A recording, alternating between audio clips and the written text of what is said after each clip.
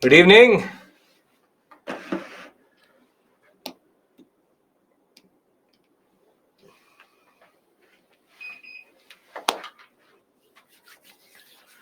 Good evening. Good evening. Good evening.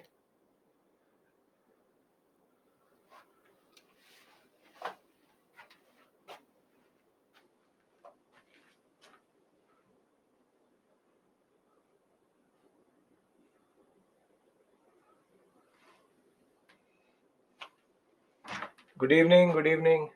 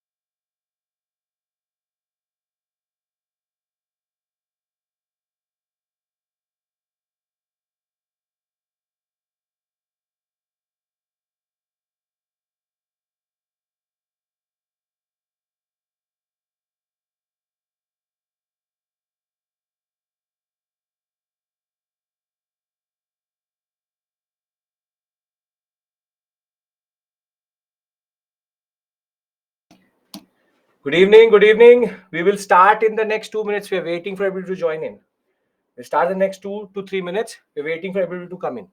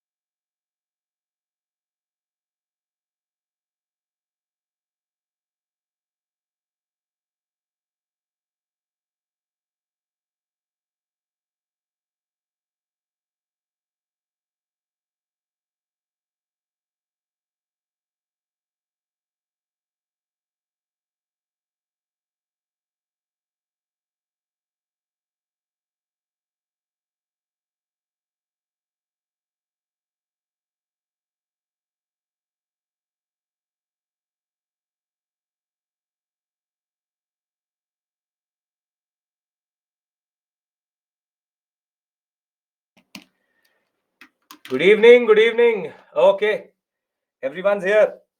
We were waiting for people to join in, and the number finally is here. Good evening, good evening, good evening. Am I audible, visible properly? Okay. Good to see you all again. You all trickle in slowly, so rather than starting and then repeating, this is the strategy we have now come up with. So I'm extremely sorry for the people who are diligent and came on time, but what can we say? Okay. Good evening, good evening. Yes. So today we have a specific task in our hand, which is art and culture. And if you remember, last month we met again. We met again for another set of issues which we saw. For example, we were understanding different UNESCO heritages. We talked about Garba. We talked about the concept of the creative cities.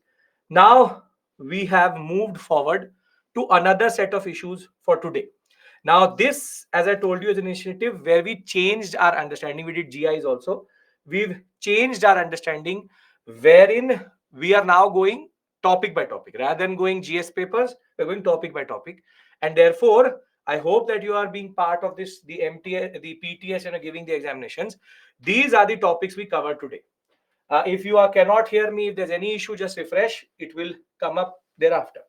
So you have the Ram Temple Ayodhya, which is the center of all news right now. We'll talk about the architecture here. We'll talk about the architecture. Thereafter, we will also talk about the awards, which is Sahitya Academy Awards, which have come through. Then two static things which were in the news, Moodiyattu and Varli tribe. And thereafter, two personalities which were in the news, which is Savitribai Phule and Rani Venu Nariyachar. And then one award and one scheme, which is basically environment and ecology, but sounds like an art and culture one. That is why I've added it, which is Amrit Dharohar. Amrit Dharohar actually is not a scheme which basically is related to anything, not even closely related to culture, but it sounds like a culture one. That is why we're discussing it. It's wetland, Ramasar sites in that regard. So the first topic we discussed today, I hope everybody's comfortable, everybody's here. We are starting with the Ram Mandir or the Ram Temple in Ayodhya, which is going to be now the Pran Pratishtha is going to happen on 22nd. And our issue here is totally different. We have to understand the architecture. We have to analyze the basic features, because now this can become a prelims or mains question with regards to a specific type of architecture which is there. Now, when we talk about Ayodhya, when we talk about the Ram temple itself, the idea is very simple. The idea is that you have a Nagara style temple coming up in North India, and thereafter there are certain peculiarities which make it a mixture of Nagara Vesara. I'll show you that to you. Now, from 16th onwards, already there are certain things which are happening. There are multiple things which are there, and we have different pujas happening. But for the people who have no idea about art and culture, we have to discuss, what does Nagara style mean? What does Nagara style mean? And under Nagara style, if you remember anything faintly out of any discussion you've been through, you would know that basically, to be very, very precise, you have the Shikhar, you have the Amlaka, and then you have the Kalash, then you have the Garbhagriha, then you have the Mandap, Ardha Mandap, and then you have a staircase along with what is called as a Pitha or raised platform in that regard. Now, Shikhar, Garbhagriha, Mandap, Ardha Mandap, thereafter the stairs and Pitha along with the Amlaka and the Kalash. This is the basic features of most of the temples in that regard, but in North India. But it also has peculiarities such as no water tank, no boundary wall, no gateway. Thereafter, Panchayatan with clusterization of shikhars. Along with that, you have the idea of very welcoming imagery in the whole temple itself. This is the basics of what we call as Nagara. What we call as Nagara, this is the basics, which is basically Ardmandap, Mandap, Gargya, Shikhar, Kalash, Amlaka, Pitha, no water tank. I'm again repeating myself. No water tank, no boundary wall, no gate, which is a gateway like Gopuram, and thereafter, very welcoming imagery, Panchayatan with clusterization of Shikhar. With clusterization of Shikhar.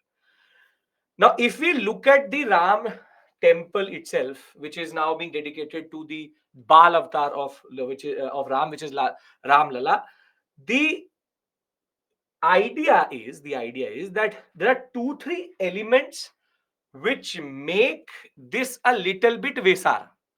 See, if I look at the temple generally, from the front on or the side on, we have the basic features which are there. For example, Shikhar, we have the Amlaka. Okay, I refreshed myself. The people who are saying that there was no audio, is this okay? I froze because I refreshed. My audio and all is perfectly fine, right? I had to refresh. There's no technical glitch. It may be something on your part. All clear. No lag and all, nothing. Yes? Okay. So when we talk about the temple itself, you have the Shikhara, you have the Amlaka, then you have the Kalash also. Then you have the Kalash.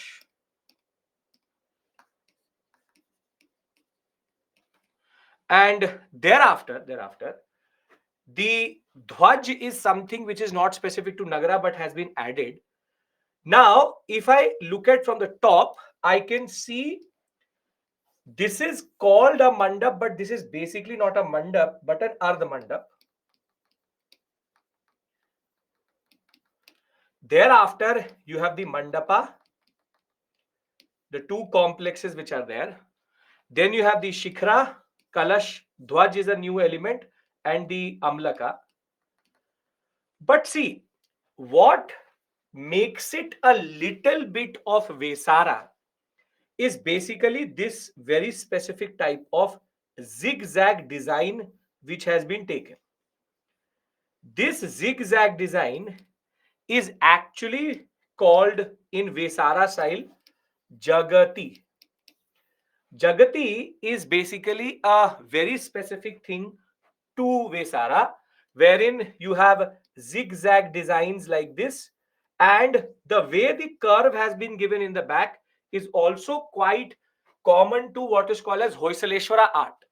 So the fact is that if you look at it from the top, there are certain elements which actually tell us, Ramya, the point is it should be called Pitha. It should be called Pitha, but the height of the platform is not too very, very high. The height of the platform is not very, very high. That is why we're calling it the Jagati. That is where there's a little bit of sprinkling of Vesara. It is a pure Nagara style, that is for sure. It is a pure Nagara style, that is for sure. However, this zigzag pattern, which is here, is basically indicating to Hoysaleshwara art, which basically makes it a little bit of a Vesara. Vesara basically means a hybrid style where Dravida and Nagara both come together. And not done with art and culture, hence do not know basic types. What is boundary wall, temple, Nagara style? Okay. So how many of you have no idea what I'm saying? When I'm saying Nagara, when I'm saying Vesara, who have no idea whatsoever? Zero. No idea. जो आएंगे वो भी बोलेंगे नहीं है. No idea whatsoever. No idea. Perfect. Beautiful. Literally beautiful. So in a webinar, the expectation is that you would know something. You are totally Kora Kagaj. Perfect. Nothing you know about it. So now I literally have to teach you temple architecture within 5 minutes. That is the expectation from you, for me in that regard. So let's do what is called as express art and culture in that sense. Express art and culture. Let me find a blank slide if there is one. Okay. Now, obviously, I cannot teach Dravida, Nagara, and Vesara within 10 minutes. So I would expect you to be 5G speed rather than 2G. That is the expectation I have from you. I should not be doing it. literally not be doing it, but I'm doing it because a lot of you are saying you have no idea whatsoever. Temple dekha hi nahi hai zindagi mein, gaye hi nahi hai, never have you ever seen anything. So let's do one thing. Let's start in that sense. That is the basic point. Okay. So there is three types of temple architecture in India. One is called Nagara, Dravida, and Vesara. So let's make it into a static discussion. And then I will say Moody 2 is something, and you will say what is Moody 2. So I now get it what is going to be the basic tone of the class. Nagara, Dravida, Vesara. Nagara is North India, Dravida is South India. For the people who are writing and typing, stop typing and pay attention because I'm not going to repeat this. Okay. North India, thereafter South India. Vesara is mostly in Central India. Is in Central India. Very common with the Hoysala dynasty. I know for you this is again something totally new. Hoysala, Kakatiyas, and the Rashtrakutas used to use this architecture quite a lot in that sense. Vesara is basically a mix of Dravida and Nagara. That's why it's called a hybrid style. Now, Nagara style, the basic point is in every temple there are basic generic things. One is called Garbhagriha. Garbhagriha is where the god is, that is called Garbhagriha. I have to now make it properly. 1 second. You have a Garbhagriha, which is basically where the god is. Thereafter, over the Garbhagriha, you have what are called shikhars, which is a curvilinear tower, and it is topped by an amlaka along with a small kalash. For the Americans in the class, kalash literally means the concept of a auspicious end to something. So kalash means that. Kalash. This is shikhar. Now, this is the basic structure. Thereafter, you have what is called as a hall. This is called mandapa. Thereafter, when you have the mandapa, you also have an entry into that. The initial part of the mandapa is called ardha mandap. Again, ardha means half. Then, because it is North Indian temple, it will be on a raised platform, which you will have stairs to go up to.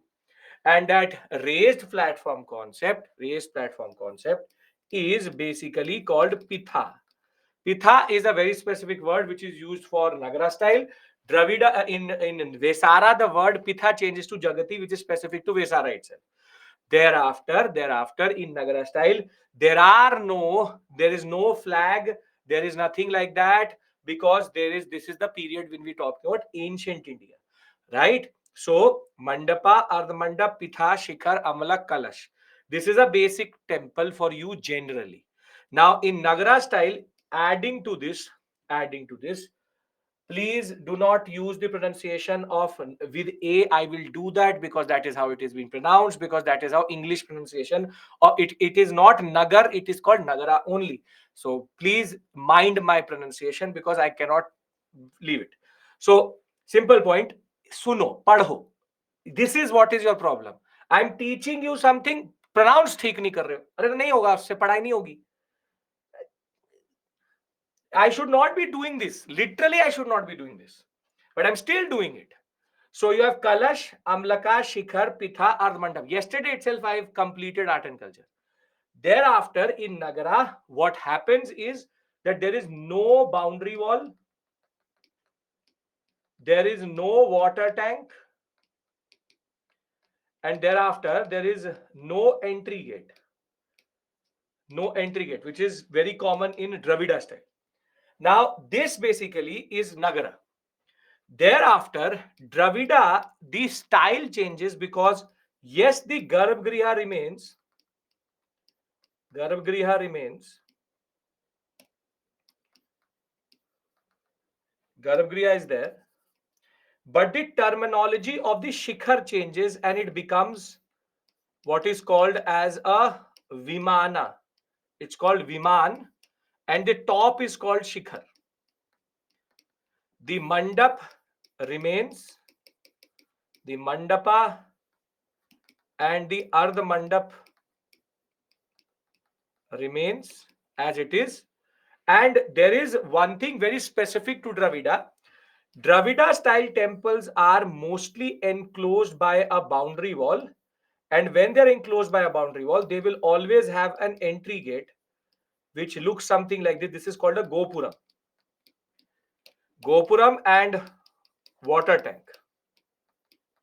Water tank, Gopuram, Vimana, Garbhagriha Shikhar, and the imagery changes a little bit. This is basically Dravida. Now, Vesara style is a mixture of what we call as Nagara and Dravida.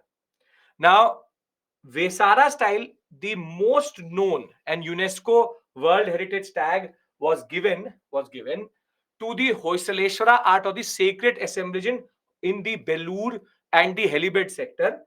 And when we talk about Vesara, again I have to find one.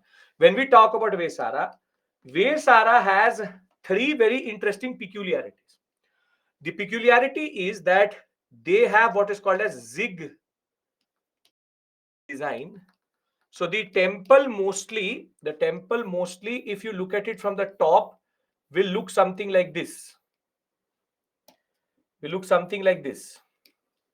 It will generally look something like this. Zigzag. Along with that, they are also known for what we call as Jagati. Jagati is a small platform, which I was talking about. And then there will be a mixture. Of what we call as different elements. Mostly the structures are Nagara, but the decoration is Dravida. Again, you don't have the capability of understanding that right now. So you stop at this point basically with me, wherein you understand, wherein very simply, we have three basic ideas: Nagara, Dravida, Vesara. Vesara has zigzag. Sabha Samiti is same thing. You are talking about कोई बात नहीं, Vedic democratic institutions. No problem. Chola, very good. What is the use of water tank? Ritualized bathing, drinking water. Okay. I hope this much gives you a basic idea. Basic idea is there. Pardakshin Path was not originally in Nagara because the mandap straight away goes into the Garbhagriha, so there's no Pardakshin Path. But for the people who said me, do you understand little bit, 50%, 60%? Do you understand it? Yes. Okay. Now coming back to the Ram temple, because all of this becomes basically useless because half of it did not make sense to you. So I have to start again. When we talk about the Ayodhya Ram temple, we talk about a pure Nagara design.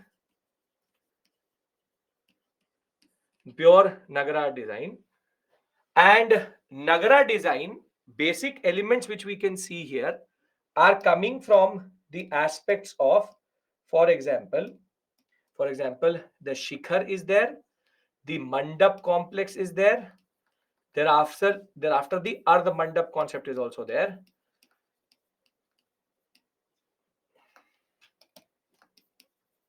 Ardha Mandap concept is also there.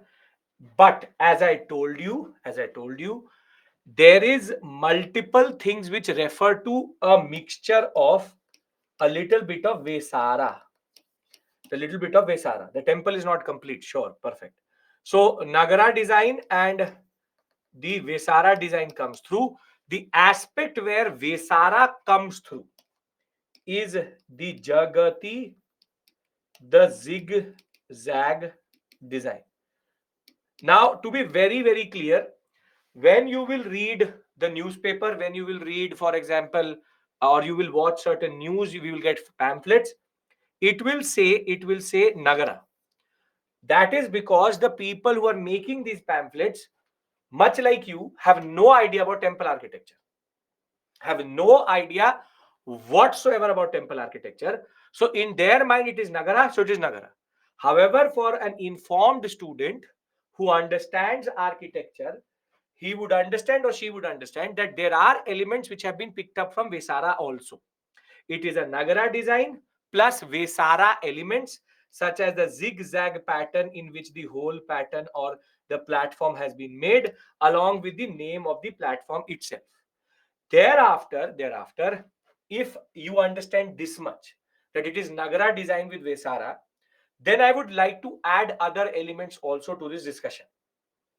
If they ask in prelims, it is Nagara. It is a Nagara design, but has elements of Vesara.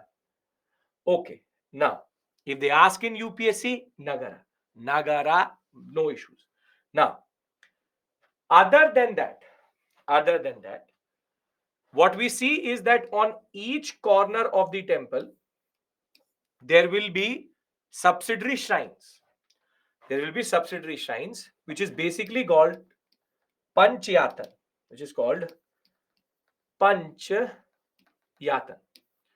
Panchayatan basically means when there is more than one Garbhagriha. When there is more than one Garbhagriha, it is called Panchayatan. Now you have Ardha Mandap, you have Mandap, you have Shikhar, you have the basic elements which are there. You have the Panchayatan design also, which is there. But unlike pure Nagara, what they have done is that they've gone to the old design of Nagara. Because what Nagara is known for is bringing all Garbhagritas together and what is called as clusterization of the shikhars. That is not being done. They have rather moved them out to each of the corners, and there's only a single shikhar in the middle, which is quite original to what Nagara used to be and later started to become more about clusters. Thereafter, see, I cannot call this a Gopuram. A lot of your writing, boundary wall is there, entry gate is there. No. It is not a Gopuram. It is not a Gopuram. It's just a modern rendition because it has to have an entry gate, so it is there as an entry gate. It is not a Gopuram because the design itself does not match a Gopuram. Thereafter, some of you will say, sir, there's a boundary wall. But again, because it's a modern temple and all Indians would like this temple which has gold plated doors to remain safe, so it has a boundary wall. It is not that it is distorting Nagara design. The design pattern remains here. The idea of Pardakshin Path, the word Pardakshin Path itself, is basically not Hinduistic. It is Buddhist, coming from the stupas. And therefore, Pardakshin Path, or what we call as Parikrama Path, was something which was originally not there, but is a Buddhist element which was added later. So this is basically a modern temple with Nagara design. So you can't say that it has a boundary wall, it has a Gopuram. Obviously, it will have a boundary wall. Obviously, it will have a entry gate. I hope you understand that it is for the basic safety of the temple. Now, we have to further understand one more thing, which I'm now fearful of saying because you will not understand, which is that there the shikhar is basically a what is a Latina. It is a Latina shikhar wherein it is curving inside. For the people who do not have any understanding, the three types of shikhar.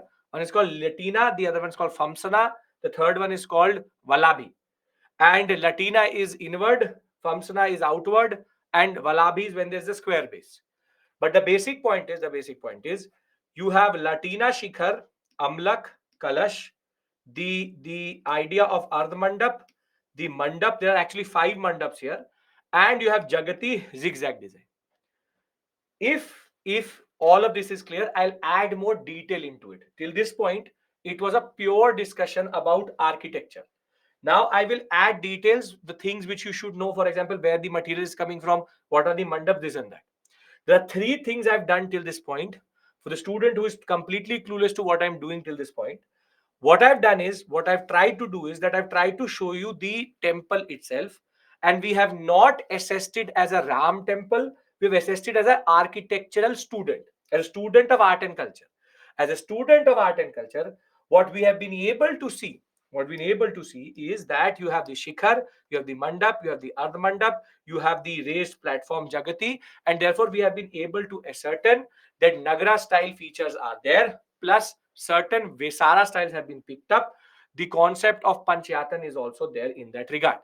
So the simple point is, it is a pure Nagara temple with Vesara elements, and Latina Shikhar is there along with Panchayatan, with non-clusterization of Shikhar. If this makes sense, whatever came out of my mouth, if it actually makes sense to you, I would then add the details which you should know generally. Does it make sense? Okay, perfect. Now, when we talk about the mandaps, this you should know, what is the basis of difference between Pitha and Jagati. Firstly, in Vesara, the Pitha automatically becomes Jagati and is generally the height. Because in Pitha, there is a proper height made. There's no specific measurement, but Nagara style temples are actually quite tall that way. Vesara style temples, if you've seen Hoysaleshwar temples, are shorter. Now, the five mandaps which have been created, one is called the Nritya Mandap, which is basically dance. The other one is called Rang Mandap, wherein there will be a certain type of rangat, a certain type of music there. Then you have Sabha Mandap, where people can congregate, Prathana Mandap, and Kirtan Mandap. This you should know because they have subcategorized the mandaps into certain spaces. Thereafter, the basic idea is that there are this whole building, the whole structure is 161 feet. Three stories are there. Every story is 20 feet. And more than that, 70% of the land on which this temple has been made is kept open and green. Only 30% of the land has actually been used. 30% of the land has actually been used. And therefore, 20 feet high, 392 pillars, again, not anything of purpose to you. 44 doors are there so as to basically have a certain access to the temple itself. But now for us, what are the corner what we call as temples? So you have mandirs dedicated to Surya, Bhagavati, Ganesh, and Shiva. So therefore, they have added four subsidiary shrines on the corner. Then we will also have multiple sculptures in the northern and the southern side with regards to Lord Hanumana, Annapurna, and thereafter multiple important personalities such as Valmiki, you have Vashistha, Vishwamitra, Nishadraj, and other small. These all have been carved out and added to the complex. Now, the more important aspect is how it has been made. How? And the most astonishing thing which comes out is more or less no iron has been used. More or less no iron has been used. Now, if you have any idea of Hinduistic rituals, and if you go to a temple today, they will ask you, if you're wearing a belt, they will ask you to remove the belt because they will say that the belt has iron in it. And generally, when you go for pujas, you don't wear iron. You don't wear iron mostly. And they will ask you in very old temples to more or less go into a dhoti, and generally they will not ask you to wear a what we call as belt or any form of modern fabric in that regard, because leather and what we call as iron is generally not allowed, not allowed. Now, when we talk about this temple itself, its concrete core, everywhere they have made sure that concrete acts like granite, And granite plinths, granite means proper full stones have been used rather than using iron, wherein they've added concrete into the core, the basic, the foundation of the temple. There are concrete slabs like this on which granite slabs have been put in. If you have seen the construction of modern temple, modern houses, you would know that there is what is called a saria. They use a certain skeletal frame in which concrete is poured into. Sariyas have not been used because in Hinduistic rituals, generally iron should not be used in temples. That way, they've been true to the true Nagara style, because Nagara style temples generally did not have iron in them. And therefore, this is a very interesting thing. There is a very interesting thing wherein the concept of certain practices which are common within Hinduism have been taken into account. So again, don't ask me. Iron is not used because life period is not too much. That is not true. That is technically not true. Whole iron buildings, British buildings still stand. That is not true. The simple point is, it's the simple say at one point is, it is a ritualistically no. So again, don't act like you don't know. And the people who are acting like they don't know, I'm telling you that ritualistically, iron is not allowed within temples along with leather. If you have ever been to a temple, you would know that in certain very old temples, they will not allow you to go with modern form of fabric or modern form of fashion, because that is considered a disrespect to the Hinduistic practices which are there. Now, it is also modern at the same point of time because it will have lifts, it will have ramps so that elderly and differently abled devotees can go. 25,000 people can have, basically, the temple complex can have close to 25,000 people at one point of time inside it. Medical and locker facilities have been given for that also. 70% of the 70 acres has been left green in that regard. And now comes the interesting part. In a way, this temple represents unity in diversity also, because the Makran marble and the pink sandstone, which is being used, very iconic sandstone, has come from Rajasthan. Granite is coming from Tamil Nadu and Telangana. The colored marble is coming from MP Mandla.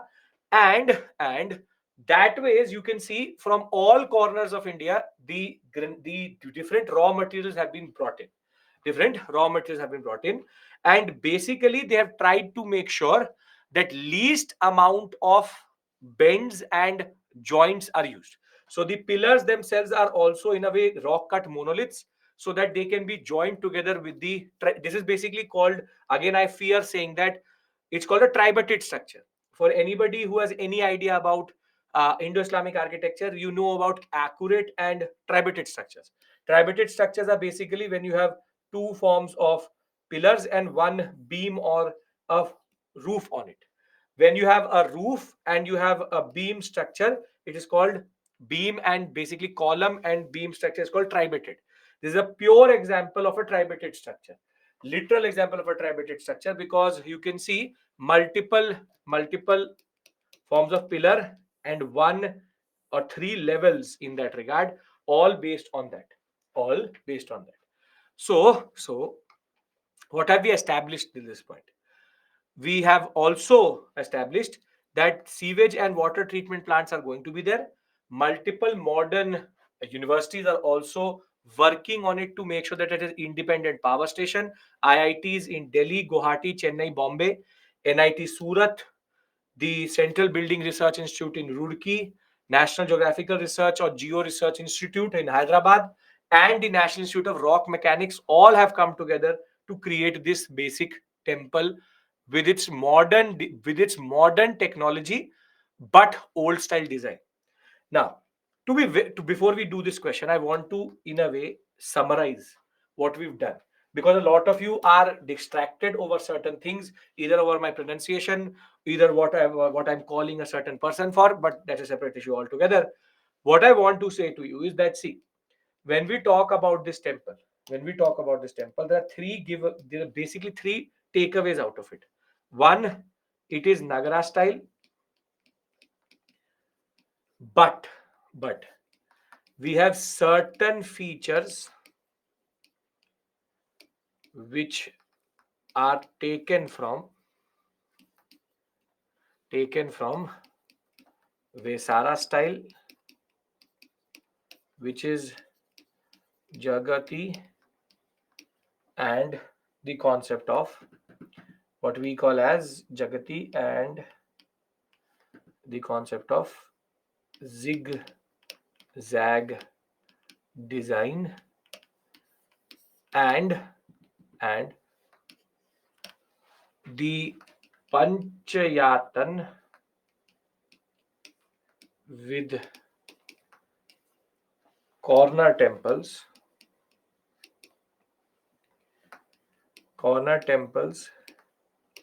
in all directions has been followed. Latina Shikhar and no or minimal use, we'll say not no, minimal use of iron. Are we clear about this? Are we clear about these 4 points? Yes?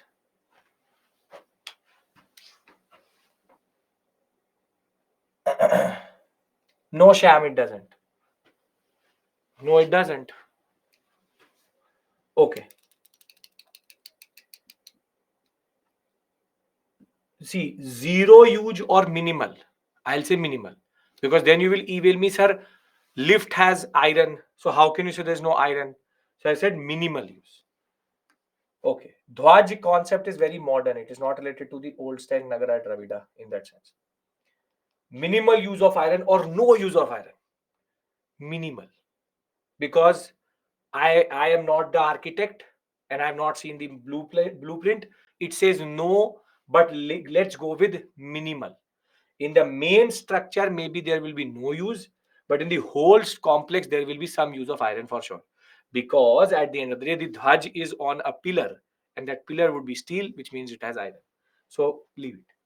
I'm just saying that is a vague. I'm giving you an ambiguous answer because obviously no would become a extreme statement. That's it. Is lift there in this temple? Yes, there are lifts in the temple. Does Panchayatan also belong to any particular type of style? Panchayatan is there in Vesara also, in Dravida also, in Nagara also.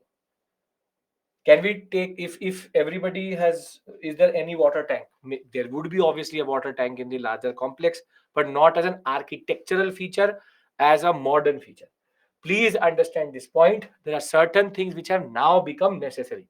You will see a CCTV is there. Obviously, CCTV will be there, but CCTV was not there in Nagara style. So that is what I'm trying to argue to you. Yes. Okay. Pillars have Peter Dury or Trevetted structure. Ilma, I think you are mixing 2-3 things up. So first get that right and then I'll answer. Because your tribeted structure, it should be accurate. You're talking about Peter Dury in a Nagara style, which is an Indo-Islamic feature. The garden is charbagh. Every quadrant is not a charbagh, so it has nothing to do with the Mughals. Okay. Panchayatan question mark. More than one Garbhagriha in the same temple is called Panchayatan. Okay. Now, answer this question and then we move to the next topic. Consider the following. Nritya Rang Samiti and Prathana and Kirtan Mandap. Which of the following are part of this temple? This is a realistic question which you can get. I'm giving you a minute and you should solve it. Okay. Please explain about mandaps and material. Kumar, first answer this question. What is the concept behind 70% green? It is because sustainability.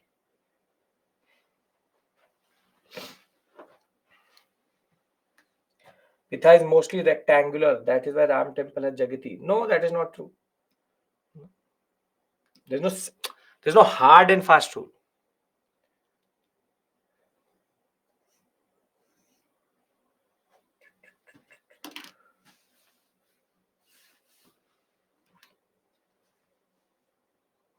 What kind of mains question can be asked?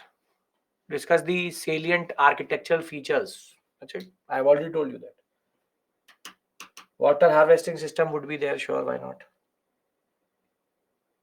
So iron is not used. So which metal use? Granite, which is not a metal. 64% totally correct. 31% have brought in their notions of Sabha and Samiti.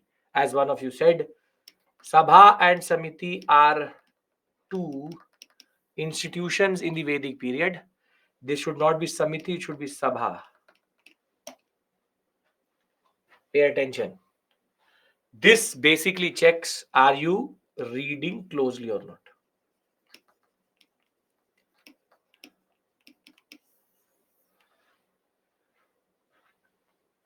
Get it? Okay. Rang mandap means that basically there would be certain form of music and all in that. Okay. Now, we are clear about the first topic? Are we? Yes or no?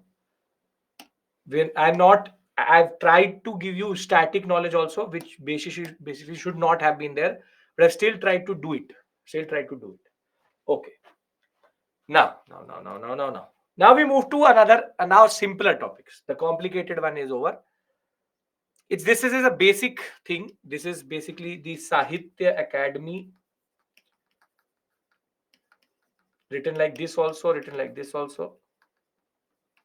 Sabha Samiti are two Vedic period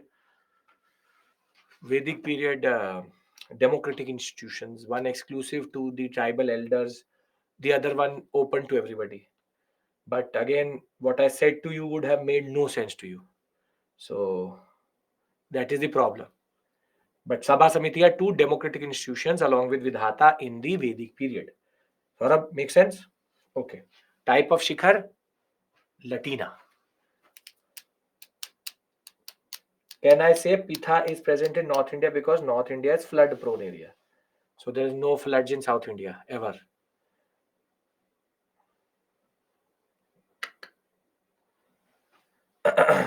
Okay. इतना इसरो ये geologic ISRO का scientist नहीं बनना है. Pitha is there because they would like to give height to the temple so that it can be seen from a certain distance. So Chandra Jyoti, no. Now Sahitya Academy Awards. And now some of you basically do the mistake, and that's why I'm doing it with you. Don't start to learn the names of the authors except for certain books which may be highlighted by the academy. Now, Sahitya Academy under the Ministry of Culture is a very important autonomous body which basically works for literature in India. And there's a very interesting peculiarity. How many languages are there under the 8th schedule of the Indian Constitution? How many languages? Very good, 22. It recognizes the 22 languages, but with it, it also recognizes English and Rajasthani, making it 24 languages. So it is the only institution in India which basically recognizes 24 languages as a standard for recognition. Yesterday I taught you in class, if you were there in class in that regard. English plus Rajasthani plus 22. Now, the Sahitya Academy has given 9 books of poetry, 6 novels, 5 short stories, 3 essays, 1 study. They won this award in December, January. And the 24 languages were given this award by the executive board of the Sahitya Academy. Now, for a student who believes that I will not give you the information, here is the information. Maybe the names will not be clear, but it is immaterial to you. Do not learn this, because by the time you give the examination, maybe 2025, 26, 27, 20, 30, 50, 60, this list will change. For the people for 2024, I will tell you what are the terms which you should know. That is the purpose of this discussion. So when we talk about the scholars who were actually honored, there are 3 terms which you should know. One is Reclim. This is the novel which has got in English category the award. In Hindi category, with the 2 official languages of India, you have Mujhe Pehchano by a person called Sanjeev. But according to age schedule, only 22 languages. Sure, but language can be written in the other two languages also, which are not recognized. So yes, it is a contradiction that is how it takes into account other linguistic traditions of India also. Then the interesting thing is that in Dogri, in Gujarati, in Udiya, and in Sanskrit, last year there was no award, but this time it has been given in poetry in Dogri, Gujarati, Udiya, and Sanskrit. Now, what is more important to you is how does the academy work? Because now the academy comes into the focus itself. So we have 24. We have a jury which takes these 24 languages into consideration. The chairperson is Madhav Kaushik, and the time period is any book published during the 5 years immediately preceding the year of award, which is that between 2017 and 2021, all these books have been taken into consideration. It's a 5 year period they take into consideration. They get a copper plaque, which is basically an award, a shawl, and 1 lakh rupees for doing this. And in 1954, this academy was started as an autonomous body within the Union Cultural Ministry or Ministry of Culture. Now, for you, this whole discussion, you should know this much, which is the basic working and the rules which are important. Other than that, remember Mujhe Pehchano and remember Reclim, because these are the two official languages of India, which got, and English ironically is not part of the 8th schedule, and that is the interesting part here, that it is the only body which recognizes English as part of the larger linguistic tradition of India, that has its own politics, which we've already done or you would have done under the concept of linguistic reorganization and the other ideas of what we call as official language controversy. Now, the simple straightforward question I want you to answer: the term Requilin was in the news related to. Which was in the news is related to. Very simple question. Very straightforward question. Now.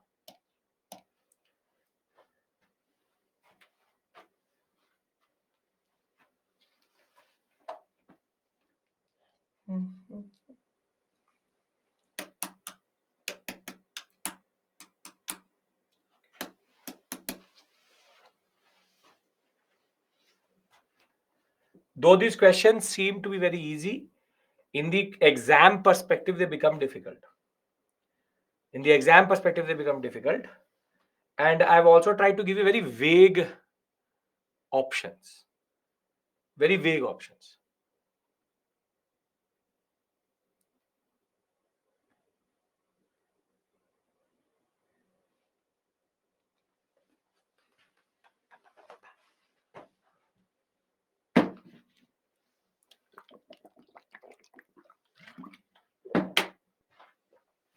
This topic is preliminary. Yeah. 30 seconds is fair enough for the MCQ. Sure. Point taken. Noted. Still 1 minute will be given. 90%, 7%, 2%, and 1% somehow are not listening to me, or they are confused. Reclim is a novel, culture related award, architectural history of India, defense technology, international relations. So, simple point is this is called vague options. So, you have to be very clear of what you are doing. I don't care if this has been properly written or not. Whatever answer suits to be correct is the correct option. Get my point? Understand this point. That you need to sometimes take an option which may be not correct, but is the closest to what you understand. This is what I'm testing here. That sometimes you will never get definite answers or questions. Okay. It could be written something like novel, but I didn't want to write novel. I wanted to write award, because if I write novel, it becomes very obvious. Okay. Now comes a very important and interesting tradition coming out of Kerala. There's a basic thing which you need to know, which is Mudiyettu. This was in the news because there was a symposium, conference which happened on Mudiyettu and its way of how you understand it. Now, this Mudiyettu is basically a theater tradition. Now, for the scientists in the class, theater means drama. Theater matlab PVR nahi.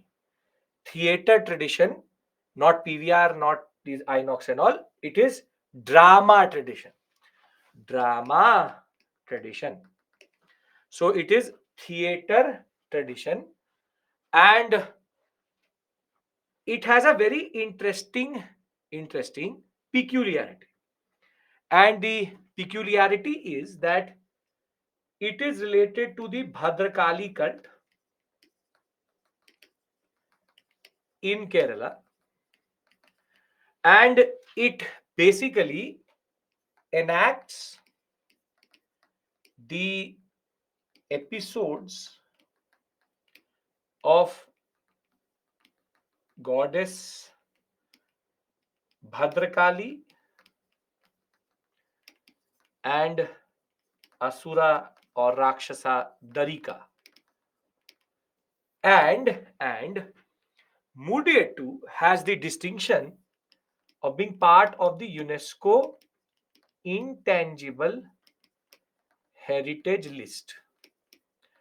Now, to be very clear, this topic can be covered within 5 minutes by just knowing that Mudiyettu, Kerala, UNESCO, whatever I've written on the screen is more than enough.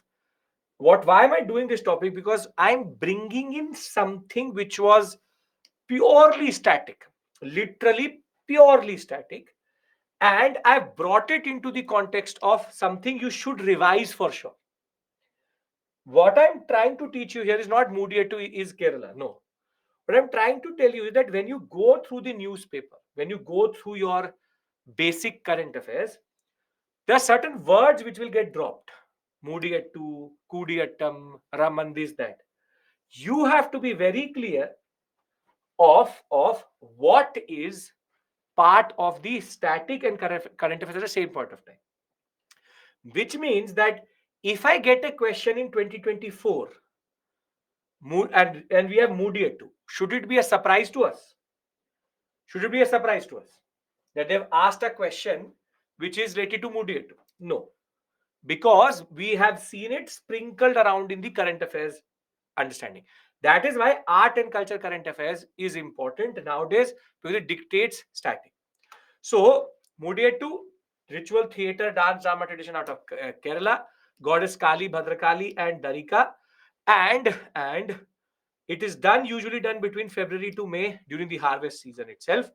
But what is beautiful about this tradition is, and what is specific about this tradition is, elaborate headgear, where the person enacts to be Bhadrakali herself, and then you have elaborate face makeup, and thereafter there's a certain way it is performed in different areas. Now the basic idea the basic idea is that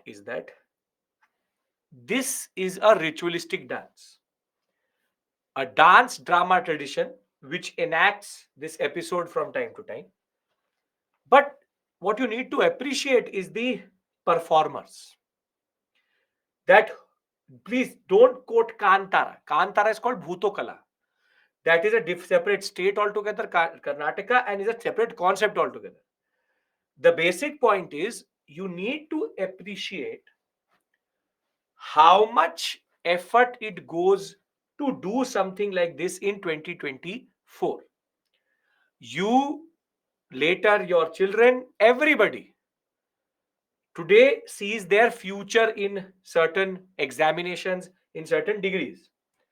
But these are the people who've kept our tradition alive. And they don't look for money, they look for the commitment and the task which has been given to them by God, by Goddess Bhadrakali, to perform like this. So please be very, very clear that these traditions are what truly make India what it is today. It is very, very easy to be nationalistic, but most of you don't have any idea about India before you talk about India itself. This is the real true India which is there. And I would encourage you to watch a video about Mudiyattu. It will also give you certain insight. Now, just to add certain details, because it's a starting discussion, the performers generally are from the Marar and the Kurupu communities of this area. The different actors which are there: Shiva, Narada, Darika, Kali. You have Danavandre, the Koyachadar, and Kuli. I have no idea. From Kerala itself, it has UNESCO Intangible Heritage Tag. Intangible Heritage Tag. Now, the question pertains to that only, and it is checking your static. The students who will not be able to get it, I will tell you the whole list. Total 15 are there.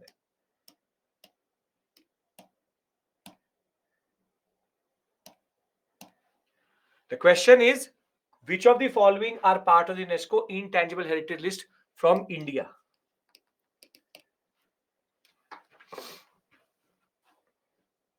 Intangible list implies UNESCO's recognition of certain traditions, which are skills, experiences, cultures, which do not have what we call as uh, a tangible form.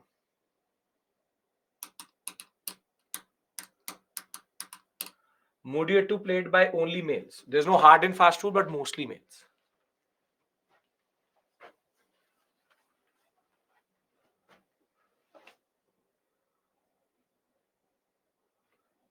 Okay.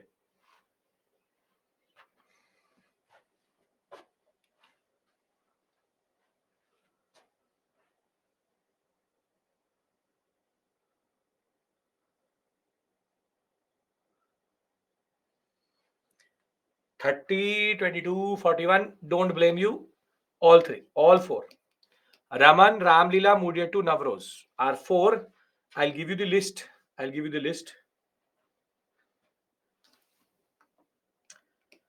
Raman, Navroz, Buddhist chanting,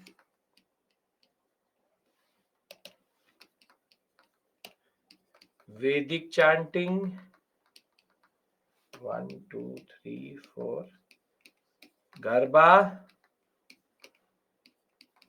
Yoga,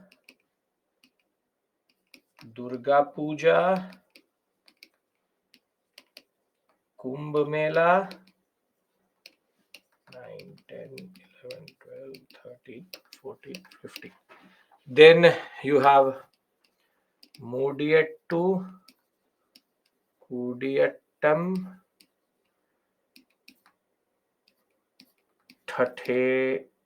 Theras of Jandela Guru. You have the tradition related to Ram Leela. Thereafter, Chhau. And very good, Sankirtana and Kalbeli. Sankirtana. These are the 15. Not a very big list. This is the latest edition. This was 2022-23. This is 23-24 edition. Yes. Ram Leela, Ramayana are the same. Yes, Ram Leela is the official term for that.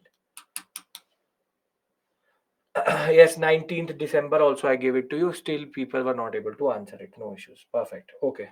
Bhuto Kala is a regional art, not a These are UNESCO intangible. UNESCO intangible heritages. UNESCO intangible heritages. Raman is a specific festival which is happening in Salar Dungla. Salar Dungla in Uttarakhand. It's a small village which performs it. Kalbeli. 15 pronounce. Raman, Navroz, Buddhist chanting, Vedic chanting, Garbag, Yoga, Durga Puja, Kumbh Mela, Mudiyattu, Kudiyattam. This is T. Thatheras of Jandela Guru, Ramlila, Chhau, Sankirtan from Manipur and Kalbelia. How to remember such hard? How your fellow students remember by learning them 2, 3 per day. Nobody is asking you to remember all 15 in one day. Learn one each day. In 15 days, it will you remember. Navroz is a festival, Iranian New Year. Kalbeli from Rajasthan, yes. What are the schemes to conserve Mudiyattu? None. Okay. Can we move to the next topic? Ladakh Monastery Buddhist chanting, yes. 11. 11 is Thathera. Theras. Copper workers. Okay.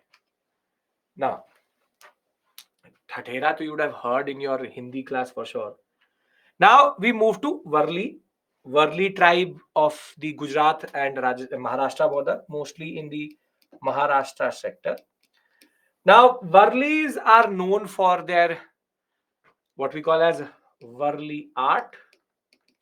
The way they make their Varli art is basically iconic of prehistoric, what we call as a painting tradition in that sense. We have seen stick form. Stick form is used in that sense. Stick form, the Varli art is used. And Varli tribe were in the news because there was a certain protest which happened by the Varli tribe over a stadium being made in Maharashtra. But now again becomes a certain thing we should remember. They are known for their art in that sense. This is part of your folk art culture. Folk art culture. And it is done on the walls of the houses of the Varli tribe. Varli tribe is also known for one more thing, which is they are nature worshippers. They are Hinduistic, but they worship the forests and nature quite a lot. So, if you in the Sanjay Gandhi National Park, there's a very big population of the Varlis who basically worship the leopard deity. Leopard attacks and leopards have been also been in the news. Therefore, the Varlis become important in that sense again. And they are a tribe related to the Gujarat Maharashtra coast itself, but mostly in Maharashtra. The word Varli comes from Varla, which is basically piece of land. I'm giving you details about them. And the language they speak is a indigenous language to them, Varli. That language itself is called Varli, but they also speak Konkani, Marathi, and Bhil languages. So they are multilinguistic that ways. And over and above that, they have also certain peculiarities related to their culture. First is they are what are called as animistic. Though they are Hindus, animistic means animal worshippers. So they very purely believe in worshipping animals and revering them in that regard. Mother Nature is central to their belief, and in that regard, very, very important. The women wear a very specific type of sari, which is the 1 yard sari called lugdin, and the peculiarity is that it is mostly till knee length. It is mostly till knee length and looks similar to the sari tradition coming out of Maharashtra. Now, last thing which you should know is that they have a specific celebration of what is called as the Bohoda, which is a 3-day mass celebration of multiple animals in that sense. And the Varli tribe are known to do a dance which is called Tarpa. Tarpa. So you need to remember Tarpa. You need to remember this term, which is Lugdin and Varli in itself. And these musical instruments are mostly performed in very specific areas and very specific occasions of the Varlis in that regard. So it is a very simple discussion. Certain terminologies have been used: Tarpa, Lugdin, and Varli itself in itself, and their location. Can you remember these four things? Can you remember these four things? They were in the news because of a protest in which they were involved, in which a certain stadium was being made, in which the different what we call as forest would get cut. How can they be animistic if they're worshippers of Hinduism? Hinduism in itself is nature worship, a very ritualistic bathing. We do worship animals. That's a standard thing of Hinduism. Now, now the question here is a little bit difficult. Let's see if you have short-term Gajini effect or not. But over the long period, this will be problematic because you should know these terms. So let's look at the question. Consider the following statements. The women of the Varli tribe don a one-yard sari called Lugdin. Tarpa dance and music are performed by the Varli tribe. Which of the statements are incorrect?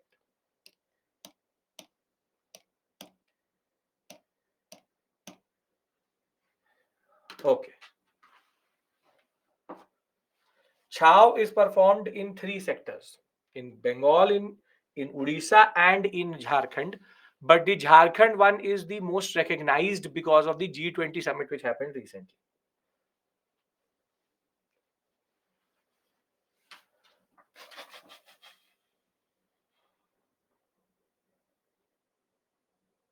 Oh, NCRTs have to be read over the PPTs, that is for sure. R.S. Sharma is optional. You can use my book also. Okay.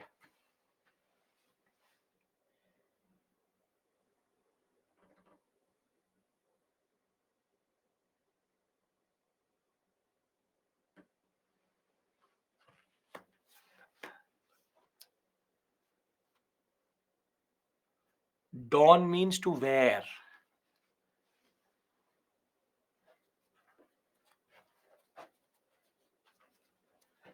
67%, 15% did not read. It says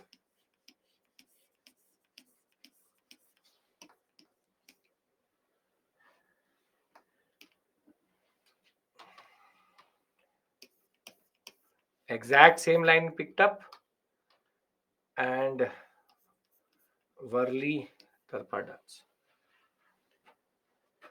Nitin Singhania, yes, is compulsory. Nitin Singhani is a necessary evil, can't do anything about it. I'm writing an art and culture book. It will take time, at least a year. Till then, Nitin Singhani necessary evil. Can't do anything about it. Okay. It's not Gajni. It's Gajni movie, not Mahmood of Gajni. अरे यार मजा निकाल दिया उसमें से. Okay.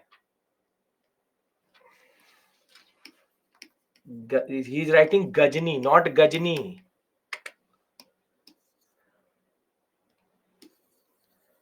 Ghazni movie. Either South Indian or North Indian. Anil Kapoor forgets every night, 24 hours. Gajani, not the invader. Okay. वो उसमें Ghazni effect थोड़ा चलेगा. Ghajini won't work. When was your book? My book name is UGC Net History Paper 2 Pearson Publication. You will find it on Amazon. It is the only book in the market which has ancient, medieval, and modern in it. Art and culture is a separate book. It would have become 1,000+ pages if I had added art and culture. Number of pages से क्या फर्क पड़ता है? 616 तो नहीं पढ़ोगे. 5 page का बना देता है. Number of pages, how does it matter to you? So yeah. Tina has been kind enough to push the link. I'll make it public. You can see it. Okay. If you want to. It's not no force. This is between you and me in that regard. Okay. This book by for UPSC exam. Yes. मैं तो UPSC पढ़ा रहा हूँ तो UPSC के लिए बोलूँगा ना. Okay.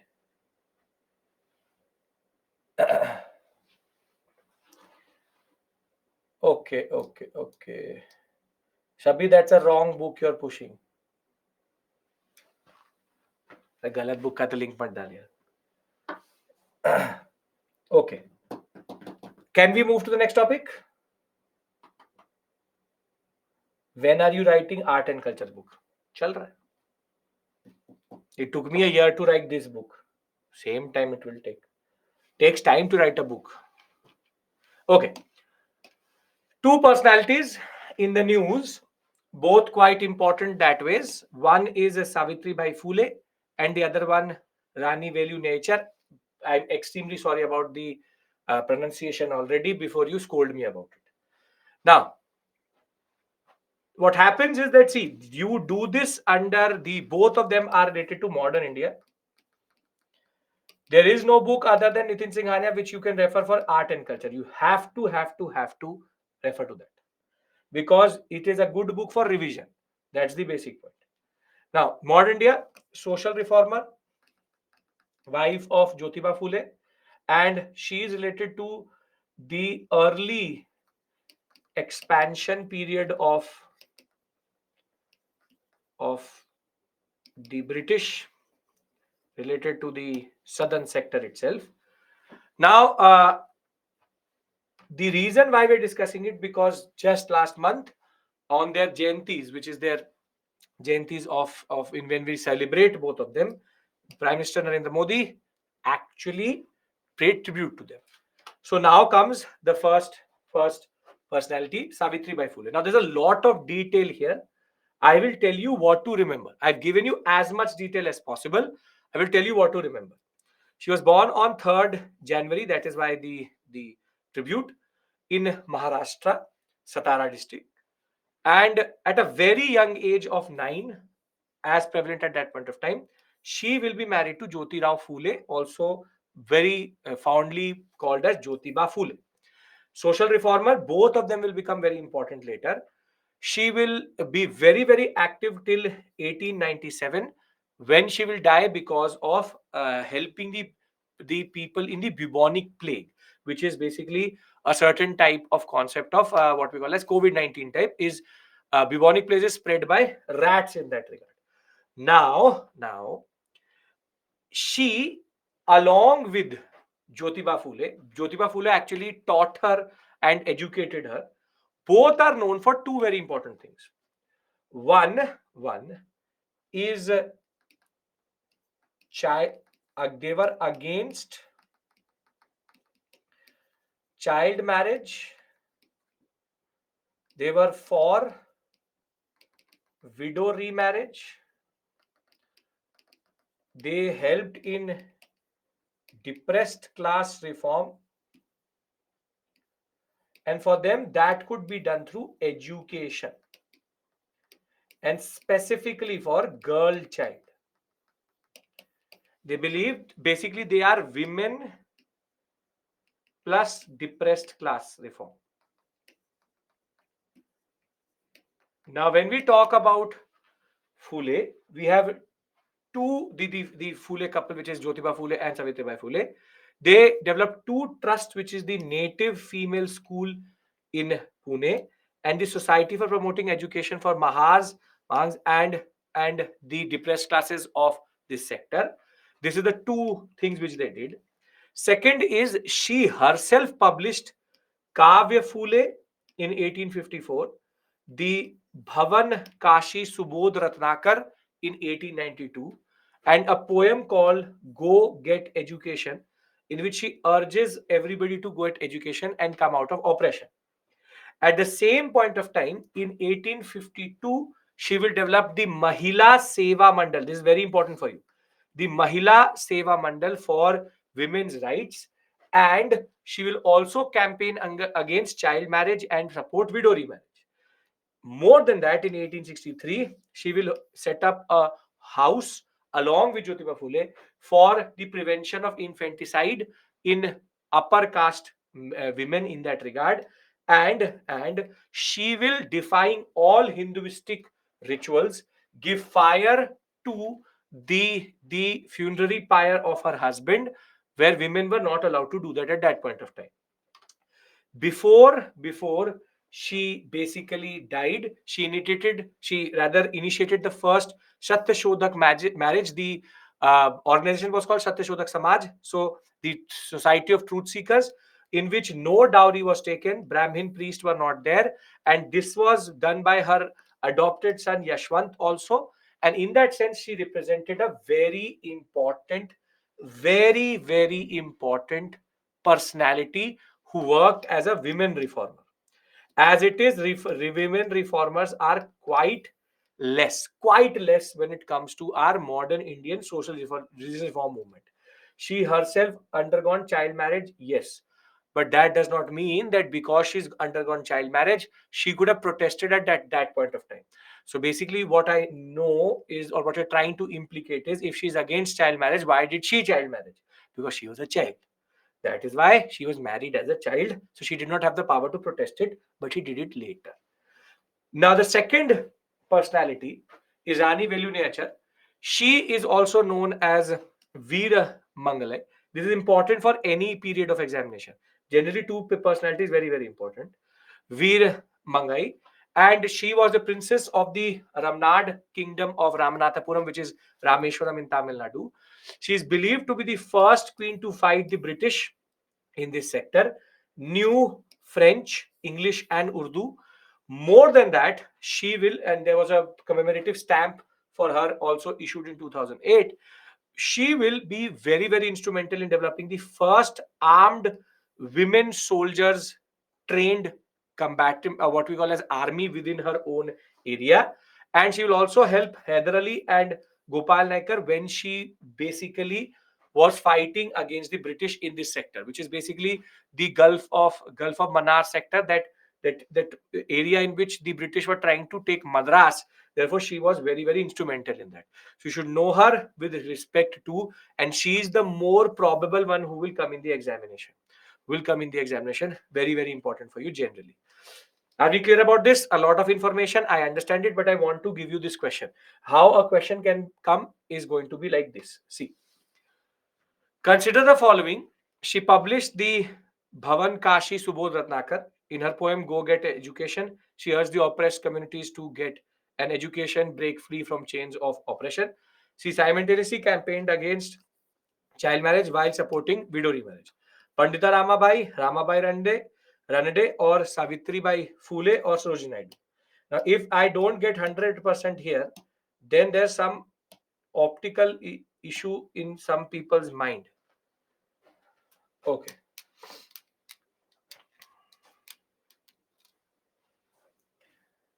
चश्मे का पावर बदलना पड़ेगा.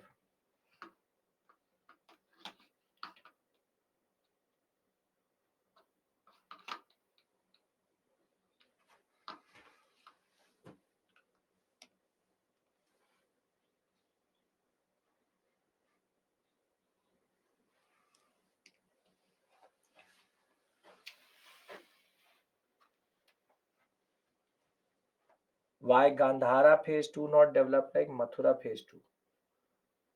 Why Gandhara school was not affected by indigenous culture? Gandhara was indigenous. It was affected by UNESCO, the Greco-Roman architecture. So it can't be the other way around.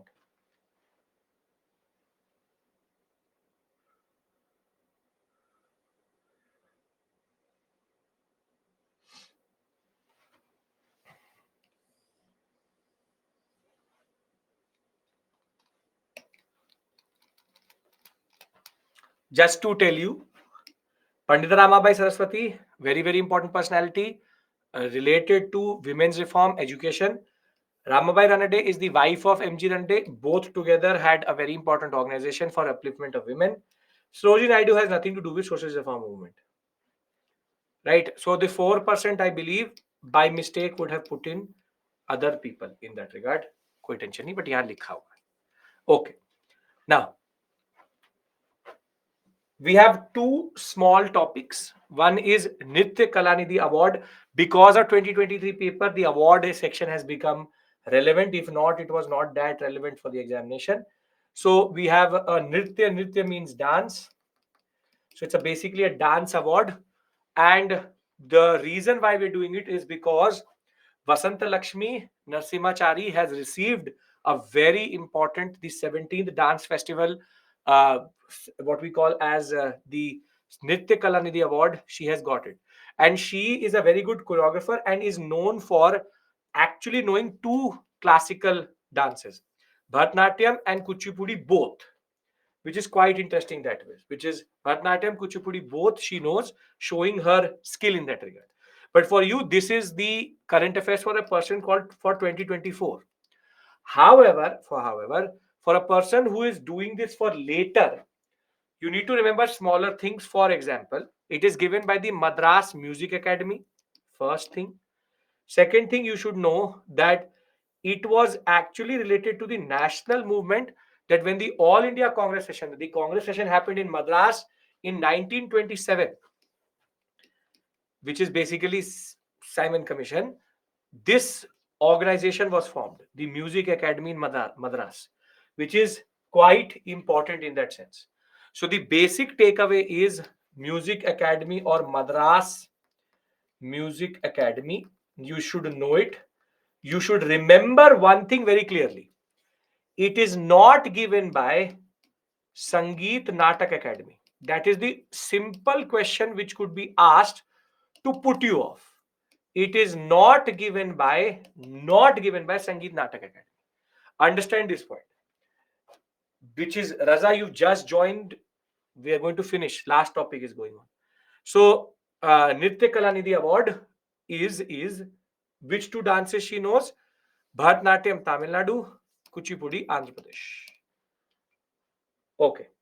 This is not an autonomous body. It is basically a body in itself, which was formed as a very important offshoot of the INC session, which when it happened in 1927.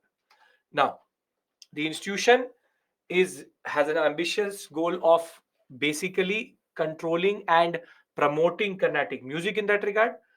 The other awards which are given by this body are apart from Nritya Kalanidhi, Sangeet Kalanidhi, Sangeet Kala Acharya, and the Musicologist Award are presented in the annual festival. Now pay attention. There's a catch here. Kalanidhi, Kalanidhi, Kala. Wherever Kala is there, it is not Sangeet Natak Academy. This is the trick here. Because they will try to confuse you by giving this or sprinkling this in the examination. Remember, wherever there is Kala, it is non Sangeet Natak Academy. And Musicology Award, in that sense, Musicology is not given by Sangeet Natak Academy. Remember this, which is very, very important. With this, we can take this question again easy. Recently, classical dancer and choreographer Vasanta Lakshmi Narsimachari was presented with. Again, seems easy right now, but isn't in the context of the examination.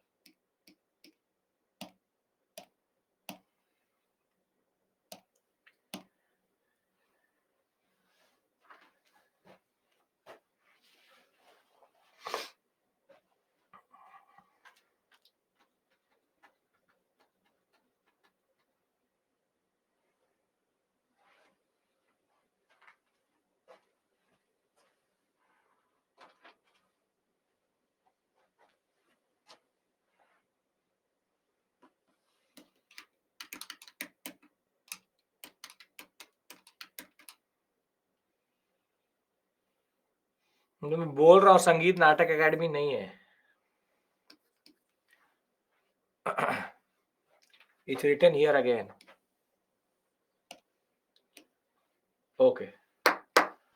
Last topic. Everybody is with me till this point. No issues, right? We discussed the Ram temple, Ayodhya, then Mudiyettu. Thereafter, we've discussed Sangeet Kalanidhi. Sangeet Kalanidhi. We've discussed, other than that, the story of Awards of Words, which is Sahitya Academy. Are we clear about all of this? And Savitribai Phule and the other two personalities we discussed in class. Yes, great. Okay, weekend batch, ancient medieval art and culture. March it will start, I think. Okay. Now last is, see, if you look at Varli tribe, very good, beautiful. Now, If you look at this, see, because Amrit is mostly associated with culture, culture. So it seems as a art and culture related concept. And that is why doing this topic. Amrit Dharohar means heritage. But here the government is basically checking if you know the schemes internally or not. सुनने में it actually sounds like Amrit Dharohar, our heritage, and how you have the Amrit Udyan and the Amrit Kal and these things, and Azadi ka Amrit Mahotsav. It seems to be something related to art and culture, but it isn't. It is related to wetlands and their conservation. That is, it's being done in the Sultanpur National Park recently, and it is about sustainable management and mitigation and conservation of wetlands. Wetlands is basically a man-made or a natural body, water body, which adds to the environment, is a carbon sink. Over and above that, it also is a hotspot maybe for biodiversity, and therefore it focuses on conservation, sustainability, ecotourism opportunities, and the scheme will be done next over 3 years. Carbon stock in wetlands. Stock means how much carbon it is kept inside it. Carbon sink, carbon stock. When you release it, it becomes goes into the air, which is global warming or what we call as carbon emissions. And local communities will be taken into consideration. This is the only thing. It is part of the larger sustainable development goals. It totally changes the tone of what we've been doing till this point.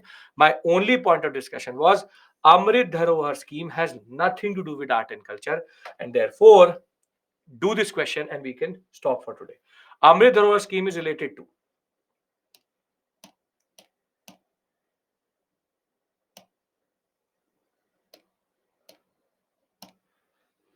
come on, very simple concept. Again, exam context, it will become difficult. I'll share the leaderboard, don't worry. What kind of mains question can be asked from this topic? None. Basically, it will be very vaguish, generic question.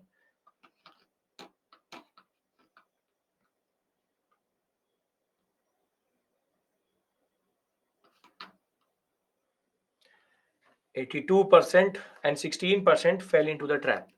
Not this wetland, not tourism, not economic development.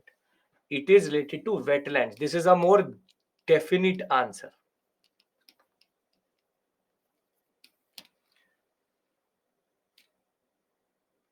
मैंने बहुत जल्दी कर दिया last topic because वो मेरा topic ही नहीं है.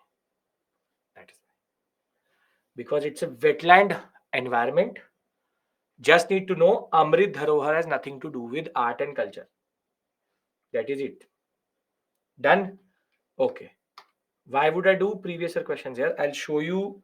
Amrit Dharohar, I am not the one to tell you about wetlands. I just told you, I've pointed out something to you. Okay. We have Suha. This is fastest finger first 20 it will show. Suha, Alish, Pooja, Vaishnavi, Puneet, Nutan, Nikhil, Prerna, Bhavna, Anita, Rahul, Khushi, Hariom, Anjana, Akash, Induja, Avnish, Bittu, Harshita, Gopal, Vikram, Vipul. Okay. With this, thank you. I will see you soon in some way or the other, or in some capacity or the other. It was a good interaction, and I hope that you're liking the way we are going ahead with it with regards to specific topic based current affairs in that regard. So, thank you. Take care and stay motivated. For the people who I will not meet for maybe for some reason, all the best for the examination. Thank you. Take care. Bye. Good night.